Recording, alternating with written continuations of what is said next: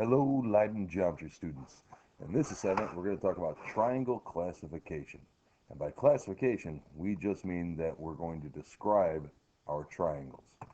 See, triangles come in all sorts of different sizes and shapes and colors even.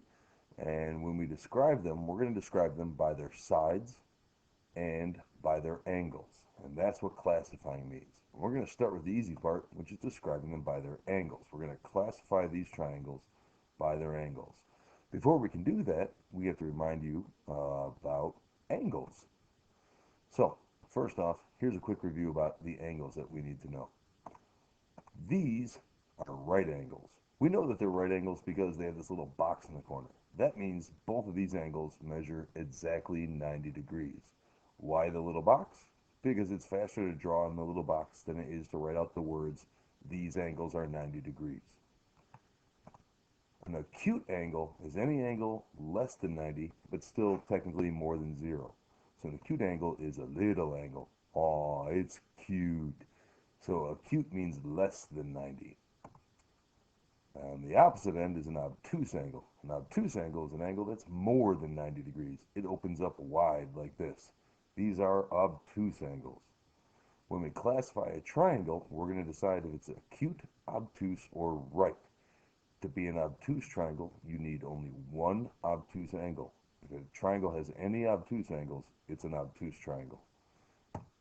If a triangle has all the angles acute, it's an acute triangle. And if a triangle has one right angle, it is a right triangle. So here are three triangles, and I want to decide if they are acute, obtuse, or right. This yellow one has a right angle in it, which means it is a right triangle. To be a right triangle, you only need to have one right angle in it. The green one, this has one obtuse angle in it. That means it is an obtuse triangle. To be an obtuse triangle, you only need one obtuse angle. The last one, all three angles are little angles. They're all acute. That means it's an acute triangle. To be an acute triangle, you need all three angles to be acute. So whenever we're talking about classifying triangles, we're talking about describing that triangle using acute, obtuse, or right. And that's how we describe it, by its angles. Some of the problems can have a little bit of a trick to it when we add in measurements. For example, in these three problems, we can't really tell if it's acute, obtuse, or right. All these bottom left angles look like they're 90, but the human eye can't tell the difference between an 89-degree angle and a 90-degree angle. So if we have two of the measurements, we have to find the third to decide if it's acute, obtuse, or right. So in this first triangle on the left, if one of the angles is 53 and one of the angles is 36, we can find the third angle by subtracting from 180. If we do that, we're going to get 91 degrees. That is more than 90, which makes this first triangle an obtuse triangle. In the second one, again, we're going to subtract the two angles that we have from 180. 180 minus 55 and minus 35 to find that missing angle. It turns out to be 90. That is a right angle, which makes this a right triangle. In the last one, we're going to subtract these two angles that we know from 180 to find the third angle. 180 minus 52 and minus 39, we're going to get 89 degrees. All three of these angles are less than 90, which makes this an acute triangle. Anytime we know two of the angles, we always need to find the third angle before we decide if it's acute, obtuse, or right. Mostly because you can't tell the difference between a 90 and a 91 degree angle if that little 90-degree box isn't there. Next, we're going to talk about classifying our triangle by its sides. And when we talk about the sides, we talk about how many of the sides are the same. To do this, what we're going to do is take a sheet of paper, normal lined paper, and I'm going to fold it and crease one side. So there's a nice crease on this side. And then unfold it so we can see that line. I'm going to use that line as a line of reflection. This line will be the line of reflection. So I'm going to get the same thing on the left and the right side of this. So I'm going to take my pen and I put point A right on my line of reflection. Then I'm going to put point B somewhere that's not on the line. It doesn't really even matter where, but somewhere not on the line. Next, I'm going to take the paper and fold it right back along that line of reflection. And if I do that, since I use a big, thick magic marker, you can kind of see point B is right there in the picture. You can barely see it, but it's still there. I'm going to highlight that and unfold it so I can see the reflection of point B across this line. So this point, that's now going to be called point C, is a reflection of point B. Now when I connect points A and C and point A and B, the distance from A to C and the distance from A to B has to be the same because this right side and this left side, they're reflections of one another.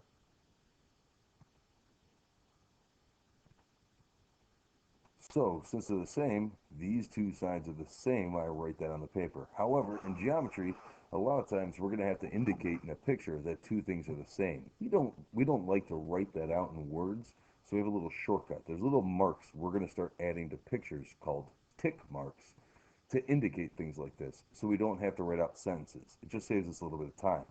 If I want to say that this left side and this right side are the same, I'm going to draw little marks like this in there. Those little marks indicate that segment AC and segment AB are congruent. They have the same length. If we have those marks, we don't have to write out that the sides are the same, so you can break out your whiteout and get rid of that part. Next, I'm going to finish the triangle. So now I've connected this and I have this triangle, but one side of the triangle and another side of the triangle have the same length. That is called an isosceles triangle. I know that's a weird way to make an isosceles triangle. Why not just get a ruler and make two sides the same? It'll make sense a little bit later when we start talking about the angles. But essentially what we had is we have one triangle over here, and to make an isosceles triangle, I'm going to create a reflection of it and put it next to each other. These two triangles are reflections of each other. These two sides, therefore, have to be the same. So this one big triangle they make together is really the same thing as two little triangles that are reflections, and they're identical to each other, just one is backwards. This is an isosceles triangle. The reason we like to think of it this way is because not only are these two sides the same, but these two angles are reflections of each other, so they have to be the same as well, as long as the bottom part of the triangle on the left and the bottom part of the triangle on the right. This, if you can think of it this way, there's a whole bunch of rules you don't have to remember. You can just think of an isosceles triangle as two right triangles that are reflections of each other and put together to make one big triangle. This point here is the midpoint. We'll come back to that later on. But an isosceles triangle looks like this. Okay, so we're going to use that to classify our triangles by sides. As we just said, if we have a triangle and two of the sides are the same, that's called an isosceles triangle. If two sides of the triangle are congruent, that's an isosceles triangle. It does not matter which two sides. I could take this triangle and spin it around a couple different ways. All of these are isosceles triangles because two of the sides are the same. If all three sides are the same, this is called an equilateral triangle. Equilateral triangle. Equi, that's equal, and lateral. Lateral means side. You may know the word lateral from football, which means to pass the ball. Technically, it means sideways. In football, it means sideways or backwards, and it's usually backwards. But equilateral means equal sides. All three sides are the same. If none of the sides are the same, we call that scalene. So when we classify a triangle by sides, it's scalene if none of the sides are the same. It's equilateral if all the sides are the same, and it's isosceles if two of the sides are the same. So for each of the triangles you see on your screen, I'm going to ask you to classify it by its angles and sides. In other words, you're going to pick one of these words, acute, obtuse, or right, and then you're going to pick one of these words, equilateral, isosceles, or scalene, to describe each triangle. Triangle number one, all three sides are the same. That means it's equilateral. All the angles are small, which means acute. So it's acute and equilateral. It doesn't matter which word you put first or second. And problem number two, it may be hard to tell, but this angle on top is a big angle, so it's obtuse. None of the sides are marked the same. It looks like the left and the right might be close, but if we don't know that for sure, it's scalene. So number two is obtuse and scalene. Number 3 should be an easy one. We have a right angle symbol, so we know it's a right triangle, and two of the sides are marked the same, so it is isosceles. Problem number 4 has one big obtuse angle, so it's obtuse, and two sides the same, so that makes it isosceles. Number 5, none of the sides are the same, so it's scalene, and this one angle on the bottom left is obtuse, so it's an obtuse scalene triangle. Problem number 6 is a right triangle. We have the right angle in there, but none of the sides are marked the same, so it is again scalene. That's a right scalene triangle. And number 7, two of the sides are the same, making it isosceles, but all the angles are small, making it acute, so it is acute and isosceles. And that is classifying or describing triangles. Next, we're going to go back to the isosceles triangle because the isosceles triangle has a few extra rules that we have to be able to use. So here was our isosceles triangle. I'm going to drop a few bits of information here and just focus on this. Here we have this tick mark and this one, saying that these two sides are the same. Since those sides are the same, if we know the measure of one of them, we know the measure of the other. If this side is 6 inches, what's the measure of this side? Well, we already know that they're congruent. They have the same measure. So if the left is 6 inches, then the right is also 6 inches. The same thing works for these two angles. Here we've added a tick mark, a little arc in the angle, and so that's called part of a circle is an arc, indicating that this angle and this angle, the ones on the left and right, have the same measure. So if we know the measure of one of them, 40 degrees over here on the left, then we know the measure of the other one. This angle on the right has to be 40 degrees as well. Not only that, but we can actually find the measure of the third angle as well. This angle up here, since the three angles have to add to 180, we can just say 40 plus this angle is 180. And we'll just call it x. 40 plus x is 180, and we solve for x. Combine like terms, subtract 80 from both sides, and x will be 100 degrees. Likewise, we can do this problem backwards. If I just give you this angle on top, we can find the measures of the other two angles. So changing it slightly, now this one big angle over here is 110. We don't know the measures of these other two angles, but we do know they're the same. So if this angle measures x, then the angle on the left, then the angle on the right also measures x. These two have to be the same because the triangle is isosceles. So we can say 100 plus x is equal to 180.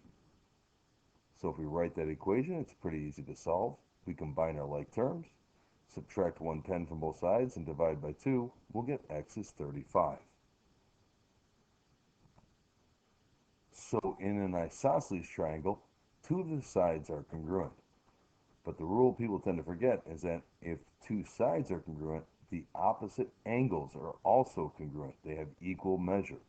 So if these two sides, the left and the right, are congruent, then these two angles, also the left and the right, are also going to have the same measure. This works backwards as well. If we find a triangle where two of the angles are the same, then we also know that two of the sides will be the same. That's biconditional. It works both ways. Now, most people think those are easy. I got it. No problem. Okay? But when we spin the triangle around, people have trouble identifying which angles and which sides go together.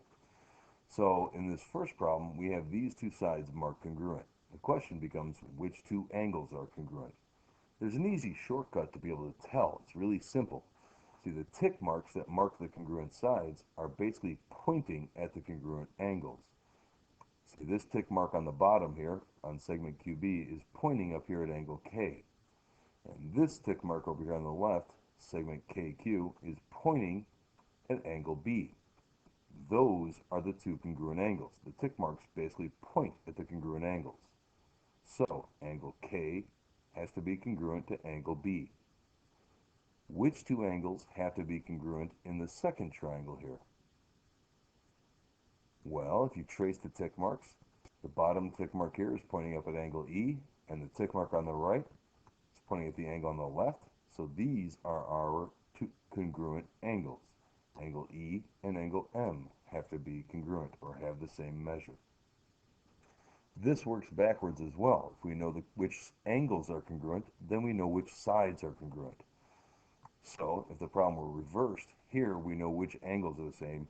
So the question is, which two sides are the same? Well, This angle up here, angle K, is pointing down at segment QB, and angle Q is across from segment KB. Those will be my two congruent sides. Side KB is congruent to side QB. The bottom and the right have the same measure. Which two sides are the same in the triangle on the right? Well, it's always the sides that are opposite our congruent angles. Angle E up here indicates that one of our sides is going to be side MR, segment MR, and the angle over here is opposite segment ME. So our congruent sides, our segment MR is congruent to segment EM. In our isosceles triangle, we have names for these parts. The two congruent sides are called the legs of the triangle, probably just because there's two of them. The side that's not congruent is called the base. The two angles that are congruent are called the base angles. The rules for an isosceles triangle translate to the rules for an equilateral triangle. In an isosceles triangle, two of the sides are the same, and therefore two of the angles are the same. In an equilateral triangle, all three sides are the same, so all three of the angles are the same. So whenever we have an equilateral triangle, all three sides the same, automatically all three angles are the same as well. You'll notice I'm using the tick marks to show that in the picture. It's a lot quicker to draw those than it is to write out that sentence. We have some words to describe that. If a triangle is equilateral, then it is equiangular. Remember, equilateral means equal sides. Therefore, equiangular means equal angles. If the sides are the same, then the angles are the same. This is also biconditional. It works backwards. If all the angles are the same, or if it's equiangular, then all the sides are the same. It's equilateral. Finally, figuring out the angles in an equilateral triangle. If we know all the angles are the same, then I can call all of them the same measure, whatever that happens to be. I'm going to call them all x. And we know that these three angles have to add to 180. So, in this case, x plus x plus x equals 180. Three of the same number, three of the same angle measurements have to add to 180. What does that measure have to be? Well, simply combine like terms and solve for x. We're going to get x is 60. In an equilateral triangle, the angles always measure 60 degrees. No matter how big or small the triangle is, the angles are always going to be 60 degrees in an equilateral triangle. At some point, you're going to start remembering that, so it's worthwhile to just commit that to memory. If the triangle is equilateral, all of the angles are 60 degrees. So let's try a couple of sample problems that come with isosceles and equilateral. These are the easy ones. In this first picture, listed as number 8, we see an isosceles triangle. This angle is 50. What would x have to be? It's also 50. In problem number 9, these aren't angles. We can tell they're sides because in the first problem, the angles, we write them inside the triangle, and we write the number is pushed in as close to the angle itself as we can. These measures are on the outside. That is side length measurements. If this side has a length of 12, what's the length of this side? Well, it's equilateral, so they're supposed to be the same, so this side has a length of 12. Problem number 10 is a slightly harder one. Here we have an isosceles triangle. That means two of the angles are the same. The first thing you have to do is figure out which two angles are the same. Well, the little marks are pointing at them. The 62 matches up with the x. So right away, without any work, we know that x has to be 62. To find y, we're simply going to subtract both of these from 180, and in this case, we'll get y is 56. In problem number 11, we see an equilateral triangle. Ooh, that means no work. Automatically, all the angles are 60. So this angle that's missing down here is 60 degrees. In problem number 12, we can see all three angles are marked the same. Ooh, that means equiangular. And if it's equiangular, then it's equilateral. And if it's equilateral, then all of the angles are 60. It's worth remembering that. It keeps coming up. Okay, finally, something different, number 13. No, wait, it's the same thing. All three sides have the same measure, which means it's equilateral, which means all of the angles have to measure 60 again.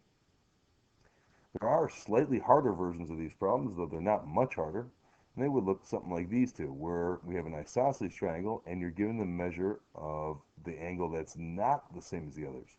See, in this picture, the left side and the right side are congruent. That means this x isn't 30, this x should match this blank angle over here on the right. So if this angle's x, this angle's x. Now, if I ask you to find x, well, just make sure these three add to 180. 30 plus x is 180, and we simply solve for x. Combine like terms, subtract 30, divide by 2, and we get x is 75. The problem on the right is done almost the same way. Take a moment and try to solve for x in problem 15. Well, the blank angle is the same as the x, so these two angles on the bottom are both x. We create an equation, x plus 44 is 180, and simply solve that equation. We have 2x plus 44 is 180. We're just going to subtract 44 from both sides and divide by 2. When we do that, we're going to get x is equal to 68.